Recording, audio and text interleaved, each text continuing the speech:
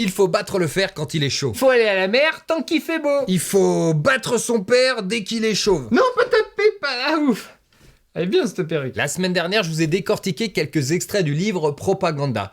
Et je me suis dit que ce serait peut-être pas mal de directement essayer de voir si notre cher président Emmanuel Macron utilisait les préceptes dictés par Édouard Bernays. Pour cadrer notre affaire, j'ai résumé ces préceptes en 10 points. C'est parti. Premièrement, simplifier à l'extrême. Un message doit être simple, clair, binaire. Pas de nuances, pas de complexité. Pas le temps de niaiser. Tout le monde se rappelle du quoi qu'il en coûte pendant le Covid. Quoi que cela coûte pour redresser l'économie, c'est à la charge de l'État. C'est bizarre parce que quand quelqu'un t'invite en disant quoi qu'il en coûte, c'est pour moi, t'es pas censé le rembourser l'année d'après. Eh les amis, la semaine au ski, c'est pour Bibi. Quoi qu'il en coûte, open bar.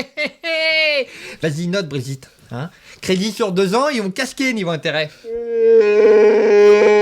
Macron, c'est un spécialiste des phrases chocs pour remplacer tout un discours et pas avoir à s'expliquer. Donc on va pas toutes les faire. Surtout que parfois, c'est un peu du réchauffé. Nous sommes en guerre. Nous sommes en guerre. Nous sommes en guerre. C'est le summum de la simplification à l'extrême. Tout ramener à un affrontement entre eux et nous. Peu importe qui c'est eux. Nous sommes en guerre. En ce moment, son créneau, c'est de dire à n'importe lequel de ses interlocuteurs qu'ils peuvent être fiers d'eux et que la situation est inédite. Là, il parle à l'armée. Soyez fiers. Soyez fiers de votre pays, de nos armées. C'est une force inédite dans le monde qui est le nôtre. Là, c'est aux ambassadeurs. Donc soyez fiers de ce que vous avez fait, vous avez des résultats. Parce que cette valeur est inédite. Soit il utilise inédit pour dire que avant lui, personne n'a réussi à mettre aussi bien la France. C'est vrai. Même pas besoin de justifier. Soit pour rendre légitime ses actions, même si ça semble être un peu n'importe quoi, face à une situation qui est inédite, ou qui peut le devenir. Genre lors du dernier conseil des ministres, quand ça parlait du Groenland, et de ses potentielles conséquences en cascade inédites. J'ai dit aussi qu'ils peuvent être fiers d'être mes ministres. Attends, c'est une chance déjà de me côtoyer. À chaque point, évidemment, la liste est non exhaustive, je vais donner seulement quelques exemples. Mais si ça vous dit, si jamais c'est un autre exemple qui vous vient directement en tête, mettez-le dans les commentaires. Peut-être avec le numéro du précédent devant. Ça pourrait être cool de se remémorer tellement de bons souvenirs que nous a fait vivre notre président. Accuser l'ennemi de ce que l'on fait soi-même. On appelle ça l'inversion accusatoire. Quand on ment, on accuse les autres de mentir. Quand on censure, on crie à la censure. À chaque fois qu'a été abordé avec Emmanuel Macron le sujet des violences policières lors des différentes manifestations, et Dieu sait qu'il y en a eu beaucoup pendant son mandat. Retraite, hôpital, agriculture, code du travail, sécurité. Mais bon, quand l'appétit va, tout va... Ah bah non, manifestation, pouvoir d'achat. Lui et son gouvernement ont toujours renvoyé la balle en disant que la violence venait des manifestants. Manifestants qui haïssaient les forces de l'ordre. Mais aussi parfois de vilains médias qui les décrédibilisaient, et d'ONG qui excusaient les débordements. C'est parce que les manifestants, ils sont méchants avec moi, ils sont violents. C'est pour ça que j'ai été obligé de dire aux forces de l'ordre de leur péter la gueule. Chez les gilets jaunes, ça a perdu des yeux et des mains avant même le premier débordement. Ouais, de la poule ou de l'œuf, on saura jamais qui a commencé. Putain, comment j'ai envie de me le faire quand on voit des infirmières se faire gazer, des mamies se faire bousculer alors que les casseurs courent toujours. On se demande s'il n'y a pas une petite volonté de foutre le bordel quand même. Je vois pas comment on aurait pu gérer ça mieux. Autre forme d'inversion accusatoire, Macron c'est toujours le premier à condamner les répressions contre les manifestants dans les autres pays. Bah c'est que les autres dirigeants ils ont pas ça dans leur pays aussi. Ils ont pas les gilets jaunes sans dents, les antipasses que j'ai très envie d'emmerder, les agriculteurs racistes, non ils ont pas ça eux. Ils ont des combattants pour la liberté et pour l'amélioration de leur vie. Hein, et ça, faut laisser faire. Jouer sur l'émotion, pas la raison. La peur, la colère et l'indignation sont plus efficaces que les faits. Un bon propagandiste ne cherche pas à convaincre, mais à faire ressentir. Bon, depuis sa campagne et son discours au Louvre lors de sa victoire en 2017, où il n'y avait pas une once de programme, mais seulement un appel au rêve, à la confiance et à l'avenir, il a fait que ça. Avec un peu d'exaltation et de cohésion, parce que c'est notre projet. Le plus marquant, c'est peut-être le « nous sommes en guerre » contre un virus. Taper dans la peur collective pour favoriser l'adhésion. Bon, c'est peut-être un peu simple comme exemple. Et là, au moins, j'ai gagné, hein, contrairement au terrorisme et à la Russie, où je sais pas encore faire. Ah, puis ces putains de punaises de lit aussi. Pendant la crise des Gilets jaunes, lui et son gouvernement ont tout le temps mis l'accent sur la sécurité et l'ordre, histoire de pas avoir à faire d'analyse économique détaillée. On voulait pas des coups sur la gueule, on voulait juste du dialogue et des réponses. Hein. Je me rappelle, au début, on levait même la main. Mais c'est vite devenu compliqué. Par ce biais, il provoquait une émotion de crainte face aux violences, et donc face aux contestataires. C'était plus facile que d'expliquer la réforme fiscale. Répéter, répéter, répéter. Un mensonge répété 1000 fois devient une vérité dans l'esprit des masses. On se rappelle tous de son mantra fondateur « en même temps ». Pour nous faire croire qu'il est autant de gauche que de droite, qu'il est au-dessus des idéologies, et surtout pour lui permettre de ne pas avoir à trancher.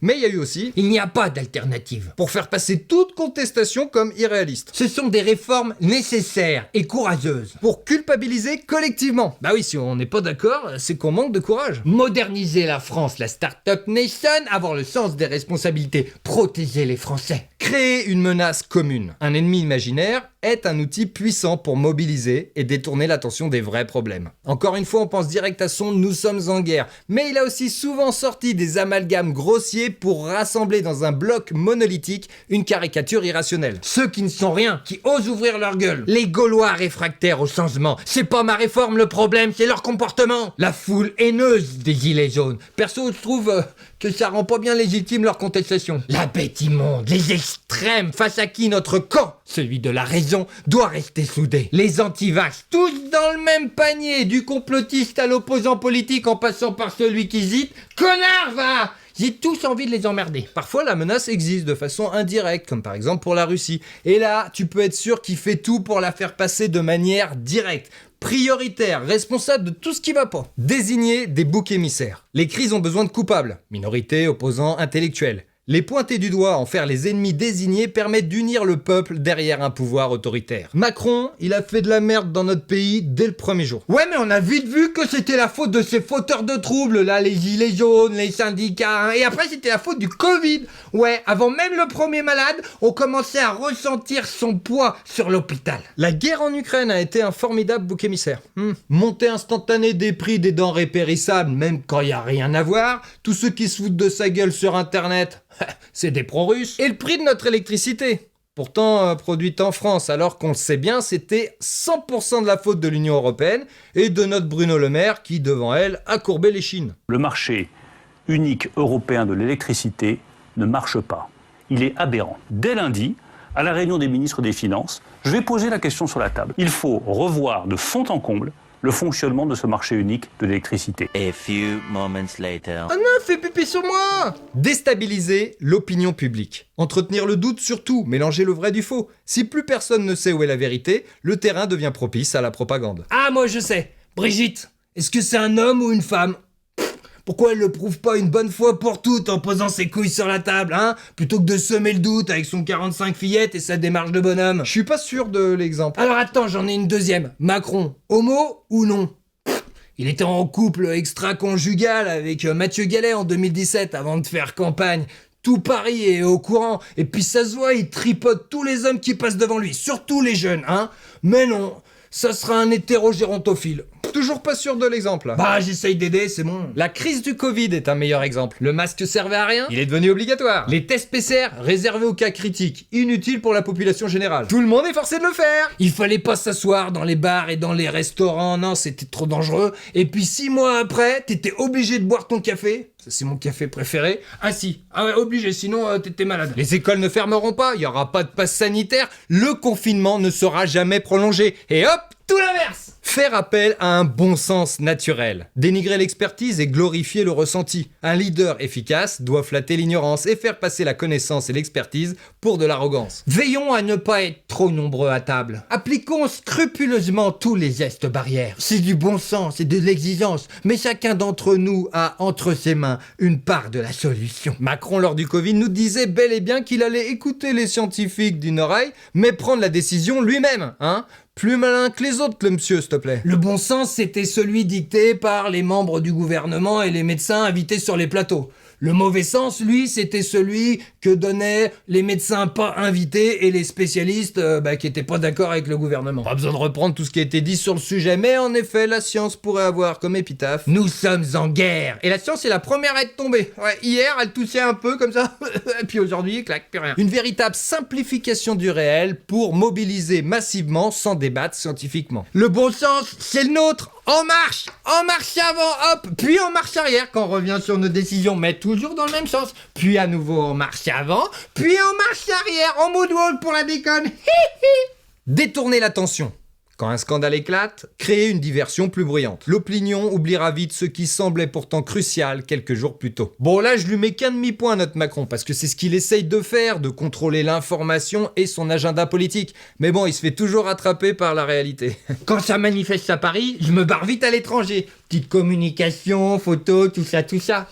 Mais bon, il y a un moment, faut rentrer. Lui et son gouvernement se servent constamment des différents événements pour essayer de passer en douce des lois et d'éviter certains scandales.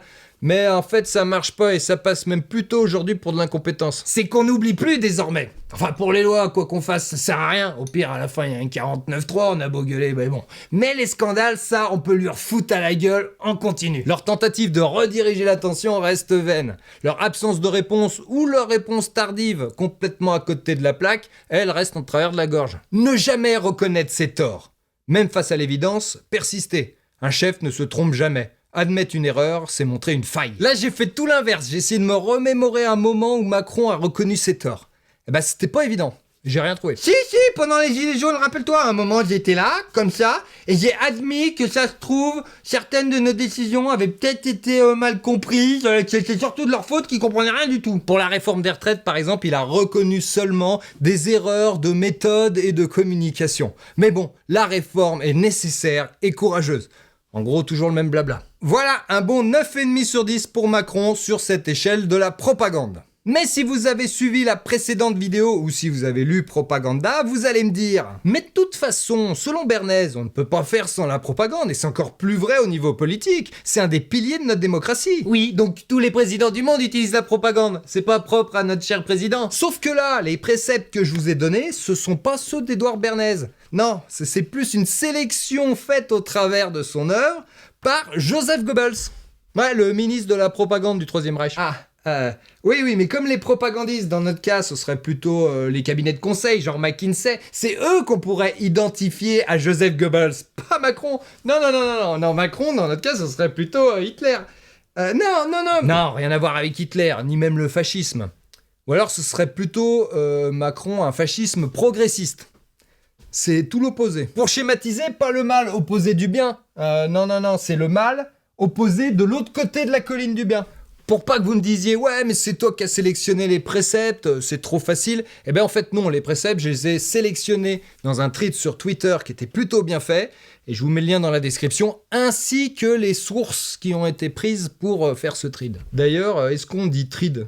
Je crois que j'avais jamais prononcé le mot. Twitter ou les sources internet, c'est pas des vraies sources comme à la télé. Ah, c'est con, c'était le bon vieux temps quand on avait réussi à faire censurer tout ça là pendant le Covid et au début de la guerre en Ukraine. Ah putain, le monde change. Ah, c'est pas beau. Surtout que j'aurais pu prendre des signes de propagande plus évidents, comme l'utilisation de symboles. Par exemple, la pyramide du Louvre lors de son discours de victoire. Je voulais prendre le swastika là en symbole, mais McKinsey, ils ont dit non. Déjà vu. Le fait d'être l'homme unique d'un parti portant ses initiales. La mainmise sur les médias. Au début, oui, on a tout fait ce qu'on pouvait pour le faire élire. On a caché ce qui pouvait lui nuire, invisibilisé ses opposants, mais aujourd'hui, c'est plus trop vrai, non. Ah non, on sent le vent tourner, on n'est pas con. Hein. On fait nos petites putes. Voilà, si ça peut aider à déceler la propagande dans son sens le plus néfaste. Hein, par exemple, pour le prochain Macron. Ouais, mais le problème, c'est que quand on voit tout ça à nous, c'est déjà trop tard. Il est déjà aux commandes de l'avion, le kamikaze. Oui, mais il y a des signes déjà lors de la campagne. Déjà, un discours creux, faisant appel à l'émotion et relayé par tous les médias. Dès que le gouvernement invisible, CF Bernays, aura choisi son poulain à mettre en avant via des propagandistes, on le verra. Est-ce que Gabriel Attal, par exemple, sera un nouveau Macron pour la France ?